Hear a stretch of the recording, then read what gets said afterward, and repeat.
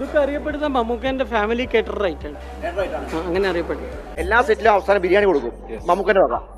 അത് ഉണ്ടാക്കാൻ വേണ്ടി അബ്ദുൾ അത് ഏത് സ്ഥലമായാലും കേരളത്തിലായാലും ഈവൻ തമിഴ്നാട്ടിലായാലും എവിടെയായാലും അത് ലാസ്റ്റ് ഡേ പാക്കപ്പ് ചെയ്യുന്ന ആ ഡേ ആണ് നമുക്ക് എല്ലാവർക്കും ഫുഡ് ദമ്മ പൊട്ടിച്ച് സെർവ് ചെയ്ത് നമുക്ക് തന്നെ സെർവ് ചെയ്യും. എല്ലാ ലൊക്കേഷനിലും മട്ടൻ ബിരിയാണി പിന്നെ അതിൻ്റെ കൂടെ ചിക്കൻ ഫ്രൈ പിന്നെ ഒരു ഡെസേർട്ട് സൈഡ് അതുകൊണ്ട്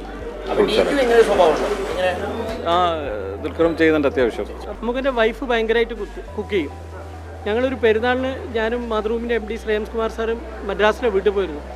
അന്ന് സ്വന്തം വീട്ടിൽ നിന്ന് അവരുണ്ടാക്കിയ 4 ടൈപ്പ് ബിരിയാണി ഞങ്ങൾ കഴിച്ചു. ഹൈദരാബാദി ബിരിയാണി ഉണ്ടായിരുന്നു, തലപ്പാക്കട്ടി, കേരള ബിരിയാണി, 2 സ്റ്റൈൽ. സ്വാഭാവികമായും ഭയങ്കര പ്രിഫറൻസ് ഉള്ളൊരു മനുഷ്യൻ, ഒരുപാട് ചോയ്സ് ഉള്ളൊരു മനുഷ്യൻ, ലോകത്തെമ്പാടും യാത്ര ചെയ്ത് എല്ലാ ഫുഡും കണ്ട് പരിചയപ്പെട്ടൊരു മനുഷ്യൻ. ആ മനുഷ്യൻ ഒരു ബിരിയാണി ഇഷ്ടപ്പെടുക, ആ ബിരിയാണി ഉണ്ടാക്കാൻ താങ്കൾക്ക് കഴിയാന്ന് പറയുന്നൊരു ഭാഗ്യമാണ്. നമുക്ക് ചാൻസ് കിട്ടി, നമ്മുടെ ഭാഗ്യമാണ്.